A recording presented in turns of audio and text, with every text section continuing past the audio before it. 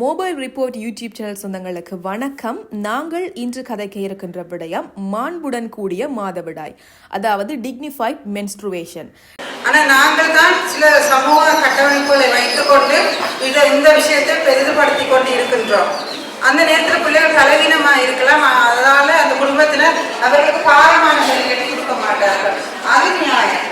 நாங்கள் மாதவிடாய் என்று சொல்லுகின்ற போது அதிகமானோர் அதை கதைப்பதற்கு வெட்கப்படுகின்ற ஒரு விடயமாக பார்க்கின்ற காலமும் இருந்து வந்திருக்கின்றது. ஆனால் தற்பொழுது நாங்கள் பார்க்க போனால் அது மாற்றப்பட்டு அதிகமாக அநேகமானவர்கள் கதைக்கின்ற ஒரு விடயமாக இருக்கின்றது. அந்த வகையில் அண்மையில் மாண்புடன் கூடிய மாதவிடாய் எனும் தொனிப்பொருளில் ஒரு சர்வதேச நிகழ்வை விழுது ஆற்றல் மேம்பாட்டு மையம் மட்டக்களப்பில் ஒழுங்குபடுத்தியிருந்தது. மாண்புடன் கூடிய மாதவிடாய் செயற்பாட்டை நிலைநிறுத்துவதற்கு பாலியல் உற்பத்தி சுகாதார உரிமைகளே அடிப்படையானவை என்ற தொனிப்பொருளில் இந்த ஆண்டு இந்நிகழ்வு மட்டக்களப்பு கல்லடியில் சுமார் 100க்கும் மேற்பட்ட செயற்பாட்டாளர்கள் முன்னிலையில் இடம்பெற்றிருந்தது.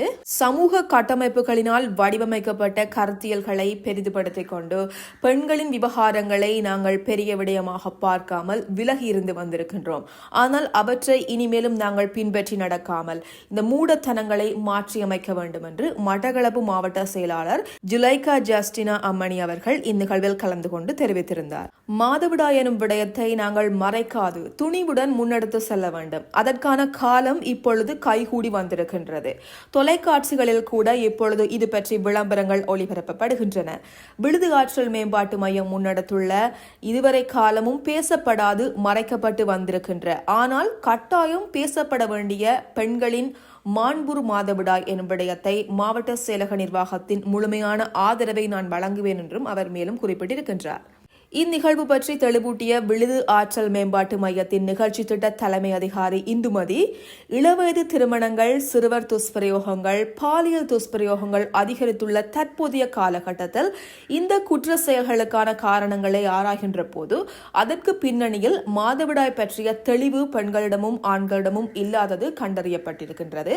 நாம் ஆரம்பித்த சிறுவர் கழகங்களூடாக பிள்ளைகளின் தாய்மாரும் பெண் பிள்ளைகளும் இந்த விடயங்களை முன்வைக்க துவங்கியுள்ளார்கள்.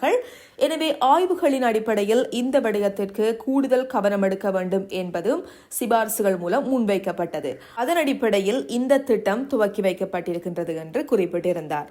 மேலும் இந்த நிகழ்வில் வைத்திய அதிகாரி, பொது சுகாதார மருத்துவ மாதுக்கள், பிரதேச செயலகங்களின் உத்தியோகத்தர்கள், சிவில் சமூக செயற்பாட்டாளர்கள், பெற்றோர்கள், மாணவர்கள், விழுது உத்தியோகத்தர்கள் உள்ளிட்ட பலர் கலந்து கொண்டிருந்தனர்.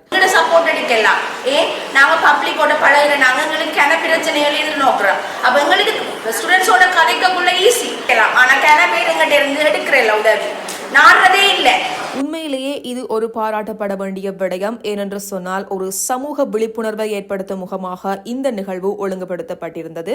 ஒவ்வொரு வருடமும் டிசம்பர் மாதம் 8ஆம் தேதி மாண்புடன் கூடிய மாதவிடாய் தினமாக பிரகடனப்படுத்தப்பட்டிருக்கின்றது. ஏனென்று சொன்னால் உண்மையிலேயே இந்த விடயத்தை பற்றி கதைக்கப்பட வேண்டும், பலர் இதை புரிந்து கொள்ள வேண்டும் என்ற ஒரு காரணத்திற்காக உலக ரீதியாக இந்த தினத்தை பிரகடனப்படுத்தி இதை நினைவு கூர்ந்து வருகிறார்கள். அந்த வகையில் இலங்கையிலும் இவ்வாறான நிகழ்வுகள் ஒழுங்குபடுத்தப்படுவது மகிழ்ச்சிக்குரிய விடயமாக இருக்கின்றது. சிறு சொந்தங்களை இணைந்து கொண்டமைக்கு நன்றி. தொடர்ச்சியாக இணைந்திருங்கள் மொபைல் ரிப்போர்ட் யூடியூப் சேனலுடன். வணக்கம்.